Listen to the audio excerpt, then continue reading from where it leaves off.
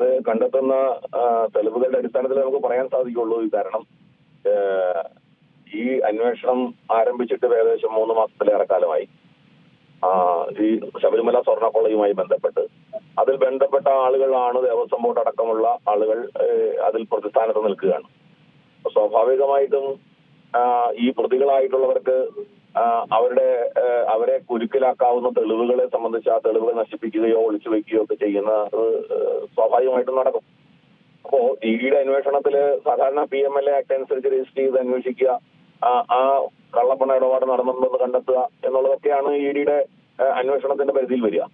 അപ്പോ അത്തരത്തിൽ തെളിയിക്കാൻ ആവശ്യമായിട്ടുള്ള രേഖകൾ കണ്ടെത്തുകയും ആ പണമിടപാട് അതിന്റെ ട്രാൻസാക്ഷൻസിന്റെ തെളിവുകൾ ശേഖരിക്കുകയൊക്കെ ചെയ്യുമ്പോഴാണ് ഇഡിക്ക് മുന്നോട്ട് പോകാൻ സാധ്യമാവുള്ളൂ. അപ്പോ ഇത്രയും കാലമായിട്ട് ഈ ആളുകളൊക്കെ അവരുടെ തെളിവുകൾ അവിടെയൊക്കെ സൂക്ഷിച്ചു വെച്ചിട്ടുണ്ടാവുമോ, അല്ലെങ്കിൽ അവർക്ക് സ്വയം അവരെ പ്രതിരോധത്തിലാക്കുന്ന തരത്തിലുള്ള തെളിവുകൾ അവരുടെ വീടുകളിൽ തന്നെ നിലനിർത്തുമോ എന്നുള്ളതിനെ കുറിച്ചൊക്കെ സംശയമുണ്ട്. ഏതായാലും ബോർഡ് സംവിധാനത്തിനകത്ത് അത്തരം കാര്യങ്ങളുണ്ടെങ്കിൽ അത് ഒളിപ്പിച്ചു വയ്ക്കുന്നത് എളുപ്പമല്ല.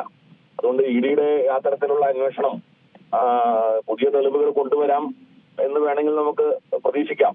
ഏതായാലും ഈ ഇഡിയുടെ പല സ്ഥലങ്ങളിൽ ഒരേ സമയത്ത് നടത്തിക്കൊണ്ടിരിക്കുന്ന ഈ പറയുന്ന റെയ്ഡും SIT ഹൈക്കോടതിയിൽ കൊടുത്തിട്ടുള്ള പുതിയ തെളിവുകളും ഒക്കെ വ്യക്തമാക്കുന്നത് ശബരിമലയുമായി ബന്ധപ്പെട്ട് പ്രവർത്തിച്ച ഒരു വലിയ മാഫിയ സംഘത്തിന്റെ പ്രവർത്തനമാണ്.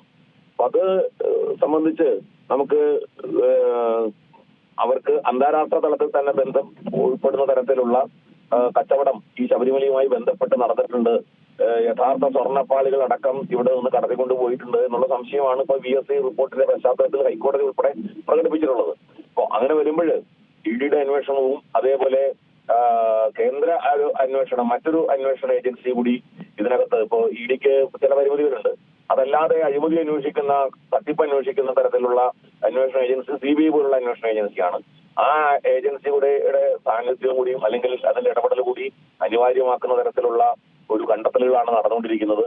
എല്ലാ സാമ്പത്തിക കുറ്റാന്വേഷണ ഏജൻസികളും സമഗ്രമായി അന്വേഷിച്ചാൽ മാത്രമേ ശബരിമല വിഷയത്തിലെ എല്ലാ വശങ്ങളും പുറത്തു വരൂ എന്നുള്ളതാണ് ഇപ്പോഴത്തെ സ്ഥിതി.